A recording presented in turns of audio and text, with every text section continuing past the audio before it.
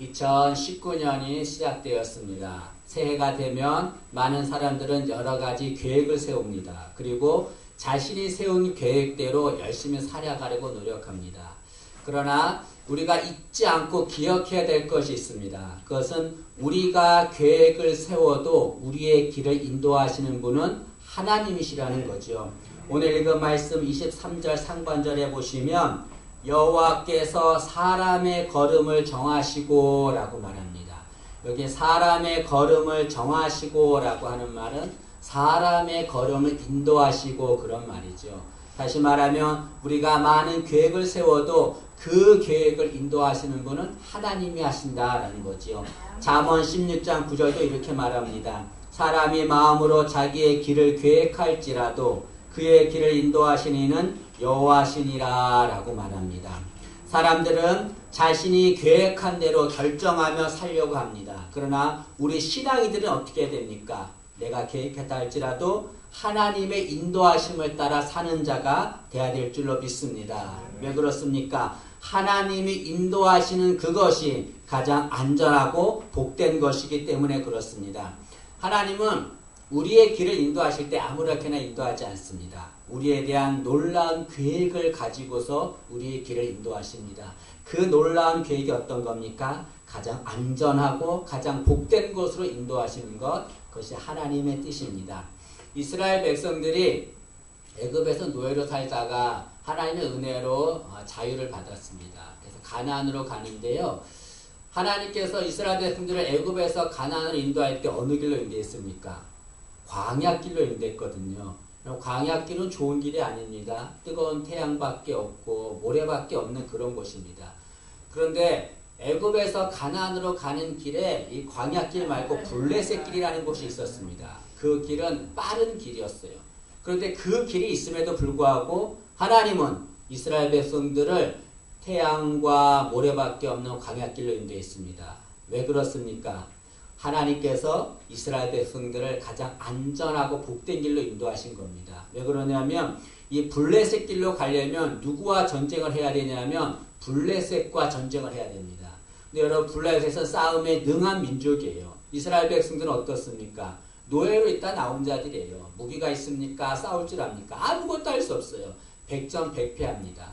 그렇게 되면 이스라엘 백성들은 패하고 어떤 마음을 갖냐면 다시 애굽으로 돌아가야겠다고 다시 노예 생활로 돌아가게 됩니다. 하나님이 그것을 아시기 때문에 이스라엘 백성들을 블레셋 길이 아니라 광야길로 인도한 거지요. 출애굽기 13장 17절과 18절은 이렇게 말합니다. 바로가 백성을 보낸 후에 블레셋 사람의 땅의 길은 가까울지라도 하나님이 그들을 그 길로 인도하지 아니하셨으니 이는 하나님이 말씀하시기를 이 백성이 전쟁을 하게 되면 마음을 돌이켜 애굽으로 돌아갈까 하였음이라. 그러므로 하나님이 홍해의 광야길로 돌려 백성을 인도하시매 라고 말합니다. 하나님께서 이스라엘 백성들을 광야길로 인도하신 것은 그 길이 가장 안전하고 복된 길이기 때문에 그렇습니다. 우리는 살아갈 때에 광야길을 걸 때 있습니다. 하나님 왜 나를 광야길로 인도하실까? 좋은 길이 있는데 멋진 길이 있는데 왜 이런 길로 인도하실까? 왜 그렇습니까? 그 길이 가장 복되고 안전한 길이기 때문에 그렇습니다. 우리가 할 일은 하나님이 인도하시는 그 길이 어떤 길이든지 그 길을 가야 될 줄로 믿습니다. 하나님은 전지하신 분입니다. 이것은 하나님은 모든 것을 아시는 분이라는 걸 말합니다. 하나님은 모든 것을 아시기 때문에 우리가 어느 길로 가야 그 길이 가장 복되고 안전한 길인지를 아십니다. 그리고 하나님은 그것으로 인도하시는 거지요. 그럼 세상의 많은 사람들은 속도를 중요시합니다. 빨리 가려고 합니다. 그러나 속도가 중요하지만 속도보다 더 중요한 것이 있습니다. 그것은 방향입니다, 여러분. 바른 방향으로 가지 않으면 아무리 속도를 내도 그것은 허사가 되는 거죠. 오히려 속도를 낼수록 헛수고가 되는 겁니다. 하나님이 인도하시는 방향, 그 방향으로 가는 우리가 되기를 간절히 소망합니다. 하나님의 인도하심을 받는 것은 복된 일입니다. 그런데 하나님은 아무나 인도하시지 않는다는 거죠. 하나님은 누구를 인도하냐면 의인의 걸음을 인도하신다라고 말합니다. 우리가 읽은 시편 37편은 의인과 악인에 대해서 말씀하고 있습니다. 쭉 얘기하면서 오늘 17절 말씀에 여호와께서 사람의 걸음을 정하셨다라고 하는데 여기서 말하는 사람은 의인을 말합니다. 다시 말하면 하나님은 누구의 걸음을 인도하시는가? 의인의 걸음을 인도하신다. 그런 말이지요. 그러면 우리는 하나님의 인도를 받기 위해서 무엇이 되어야 합니까? 의인이 되어야 되죠. 의인은 하나님의 백성을 말하는 겁니다. 하나님의 백성, 하나님의 자녀가 되어야 되죠. 어떤 자가 하나님의 자녀, 하나님의 백성, 의인입니까? 3절과 5절, 3절부터 5절에 나와 있습니다. 어떤 자가 하나님의 의인이냐면 3절에 보니까 여호와를 의뢰하고 선을 행하는 자, 그가 의인이다라고 말합니다. 4절에서는 여호와를 기뻐하는 자가 의인이다라고 말합니다. 5절에서는 여호와께 맡기는 자, 그가 의인이다라고 말합니다. 여호와를 의뢰하고 선을 행하는 자, 여호와를 기뻐하는 자, 여호와께 맡기는 자, 그가 의인이고 하나님이 그의 길을 인도하신다라고 말합니다. 여러분, 우리 모두가 다 하나님의 인도하심 받기 위해서 이처럼 하나님의 백성, 의인이 되기를 간절히 소망합니다. 하나님은 우리를 인도하십니다. 그리고 우리가 하나님의 인도함 받은 대로 가면 하나님은 그것을 기뻐하십니다. 23절 하반절에 보면 그의 길을 기뻐하시나니 라고 말합니다. 이것은 우리가 하나님이 인도하신 대로 가면 하나님이 그것을 기뻐하신다 그런 말이죠. 여러분, 하나님의 인도를 받을 때에 사람들이 다 똑같이 그 길을 가는데 똑같이 가지 않습니다. 어떤 사람은 열심을 내서 하나님 인도하신 대로 가는 사람이 있어요. 어떤 사람은 느릿느릿 가는 사람이 있습니다. 여러분, 열심히 가는 사람도 느릿느릿 가는 사람도 하나님이 인도하신 대로 가면 하나님이 그 걸음을 기뻐하신다라고 말합니다. 여러분, 다른 거 바라보지 말고 하나님 인도하시는 게 더디더라도 그 길에 가는 우리가 되기를 간절히 원합니다. 그런데 이해하기 어려운 것이 있어요. 하나님이 인도하시는 그 길을 가면 우리 생각에 그 길이 꽃길이어야 하지 않습니까? 꽃길이어야 되고 만사 형통한 길이 돼야 되는데 그렇지 않습니다. 24절 상반절에 보면 하나님이 인도하시는 길을 가는데 그 사람이 넘어진다라고 말합니다. 24절 보시면 그는 넘어지나, 이렇게 그가 누굽니까? 하나님이 인도하시는 대로 길을 가는 자예요. 우리는 하나님이 인도하신 대로 길을 가면 복되고 아름답고 꽃길이고 만사형통하고 그런 길이어야 되는데 여기 보니까 하나님이 넘어진다. 인도하는 길을 가도 넘어진다라고 말합니다. 우리는 이 말씀 읽으면서 이해를 못합니다. 어떻게 하나님이 인도하시는 길을 가는데 넘어질 수가 있는가? 다시 말하면 내가 지금 최선을 다해서 하나님의 뜻대로 살고 있는데 왜 나를 넘어지게 하시는가? 왜 내게 어려움을 주는가? 라고 말할 수 있습니다. 그리고 그런 하나님, 나를 넘어지게 하는 하나님, 그런 하나님의 인도를 어떻게 받을 수 있는가? 그 하나님을 어떻게 믿을 수 있는가? 라고 말할 수 있습니다. 그러나 여러분, 우리가 하나님의 인도를 받을 때 꼭 기억해야 될 것이 있어요. 그것은 하나님의 인도하신 대로 가도 넘어질 수 있다는 거죠, 여러분. 다시 말하면 하나님이 인도하신 대로 가도 어려움을 당할 수 있다는 겁니다. 하나님이 인도하신 대로 가도 사업이 실패할 수 있습니다. 질병에 걸릴 수 있습니다. 어려움 당할 수가 있습니다. 명문대를 졸업하고 유학을 한 엘리트 코스를 밟은 목사가 있었습니다. 그 목사는 자신이 엘리트 코스를 밟았기 때문에 교회를 개척하면 교회가 크게 부흥될 것이라 생각했습니다. 그래서 교회를 개척을 했어요. 그런데 그 목사의 바람대로 교회가 부흥되지 않았습니다. 때문에 생활이 어려웠죠. 그래서 굶기를 자주 굶었습니다. 어느 날 돈이 없어서 굶고 있었어요. 며칠을 막 굶고 있었는데 이 목사 부부에게 아들이 있었어요. 아마 대학생일 겁니다. 부모가 돈이 없으니까 이 대학생 아들이 공사판에 가서 일을 하는 거예요. 그래서 어느 곳에 가서 공사판에서 숙식을 하면서 일을 하는 겁니다. 그런데 그 아들한테 전화가 왔어요. 이제 오늘 집에 가겠다 연락이 왔어요. 그러니까 아들이 오는 거예요. 그러자 이 목사 부부는 마음에 고민이 생긴 거예요. 왜냐하면 자신들은 굶어도 되는데 지금 아들이 오는데 아들을 굶길 수가 없는 겁니다. 이 목사는 하나님 앞에 기도했어요. 기도했는데 어떻게 할 줄을 모르는 거예요. 그래서 이 목사가 처음 사역했던 교회에 목사님이 생각이 난 거예요. 목사님한테 전화를 걸었어요. 도움을 요청하려고 전화를 걸었는데 목사님이 전화를 안 받는 거예요. 그래서 그 목사님한테 문자를 보냈습니다. 뭐라고 보냈냐면 목사님 저 배고파요. 딱 그 한마디를 보냈다고 합니다. 그러고 나서 이제 그 처음 사역했던 교회 목사가 이제 문자를 보고 전화를 했죠. 그리고 당장 오라라고 하면서 이제 자신의 있는 돈을 다 털어서 주었다고 합니다.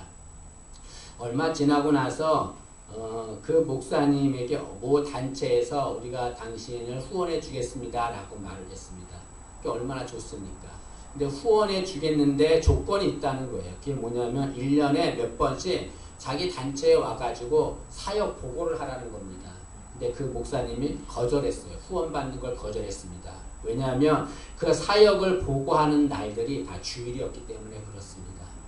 이 목사님은 주일날에는 교회를 지켜야 됩니다. 개척교회 목사가 주일을 빠지면 누가 예배를 인도합니까? 그 성도들을 누가 가르치고 양육합니까? 성도들은 어떻게 합니까? 목사는 그렇게 할 수가 없었습니다. 그걸 거절했습니다. 여러분, 이 개척교회 목사는 하나님의 인도하시는 대로 가는 신실한 신앙인이었습니다. 그러면 잘 돼야 되잖아요. 교회가 부흥돼야 되고 모든 어려움이 없어야 되잖아요. 그러나 그렇게 하나님의 뜻대로 그 길을 가는 자도 신실한 신앙인도 어려움을 당하는 거죠. 성경에 욥이라고 하는 사람이 있습니다. 그는 온전하고 정직하여 하나님을 경외하며 악에서 떠난 자라고 그랬습니다. 하나님이 똑같이 3번이나 칭찬했습니다. 성경에서 한 사람을 3번이나 칭찬하는 사람은 욥밖에 없습니다. 그러면 그가 온전하고 정직하고 하나님을 경외하며 악에서 떠난 자라고 한다면 그의 앞길이 잘 돼야 되지 않습니까? 그 욥이 어떻게 됐습니까? 자녀가 다 죽임을 당했습니다. 재산이 다 사라지고 아내와 친구들은 비방하고 떠나고 자신조차도 병이 들었습니다. 하나님의 뜻대로 살았는데 하나님 인도하시는 대로 살았는데 어려움을 당했습니다. 여러분, 우리가 하나님의 인도하시는 대로 살아야 되죠. 그러나 그렇게 살아도 넘어질 수 있다는 겁니다. 그러면 혹자는 이렇게 말할 것입니다. 그러면 누가 하나님의 인도하시는 대로 가겠습니까? 그렇게 넘어지는데 어떻게 하나님 인도하신 대로 갈 수 있겠습니까? 라고 말합니다. 그러나 여러분, 놀라운 은혜가 있습니다. 하나님께 인도받는 자는 넘어집니다. 그러나 넘어질지라도 아주 엎드러지진 않는다는 거죠. 24절 말씀을 보시죠. 24절에 보시면 그는 넘어지나 아주 엎드러지지 아니함은 하나님이 인도하시는 대로 길을 가는데 넘어질 수 있어요. 실패할 수 있습니다. 그러나 아주 엎드러지지 않습니다. 여기 엎드러진다고 하는 것은 망한다는 겁니다. 넘어질지라도 아주 망하지 않습니다. 왜 그렇습니까? 그 이유가 24절 하반절에 있습니다. 여호와께서 그의 손으로 붙드심이로다. 하나님이 인도하시는 대로 가다 넘어질지라도 여러분 좌절하거나 절망하지 마세요. 아주 엎드러지지 않습니다. 왜 그렇습니까?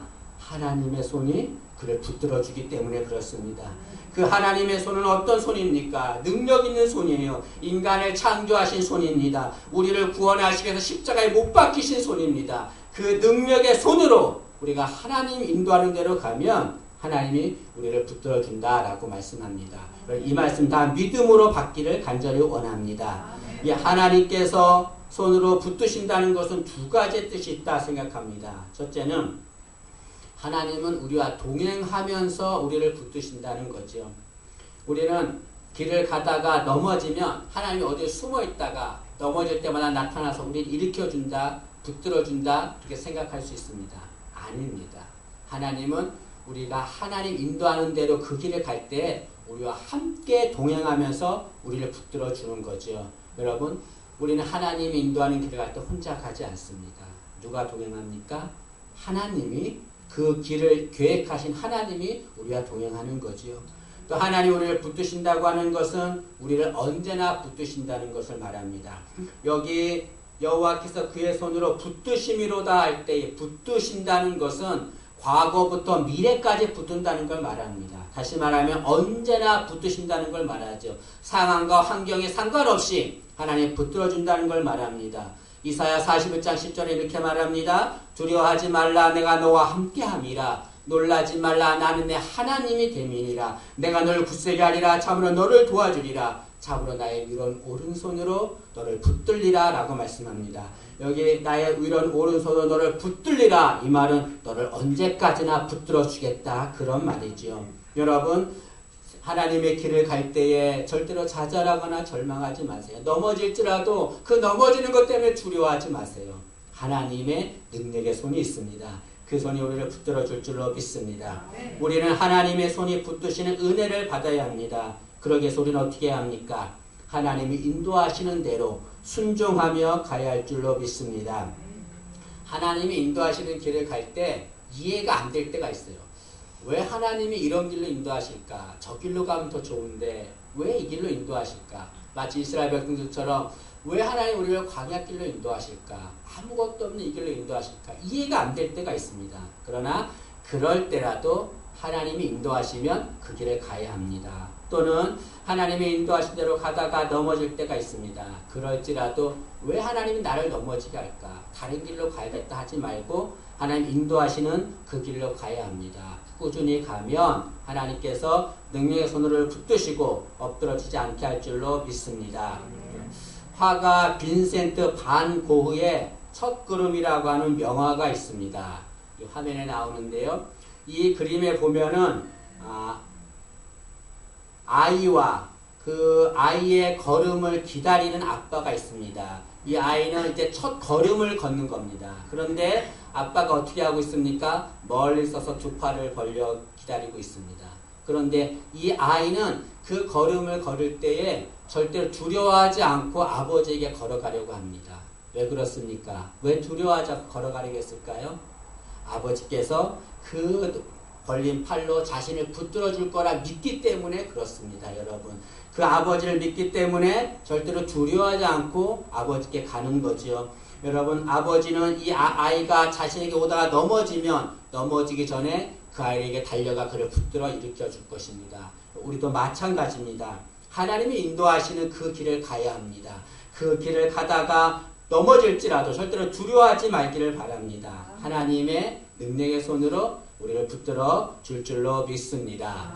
하나님의 손이 없으면 우리는 아무것도 아닙니다. 하나님의 손이 우리를 붙들어 주지 않으면 우리는 엎드러질 수밖에 없습니다. 그러나 하나님이 인도하시는 그 길대로 순종하며 가면 우리는 넘어질지라도 하나님이 붙들어 줄 줄로 믿습니다. 절대로 엎드러지지 않습니다. 망하지 않습니다.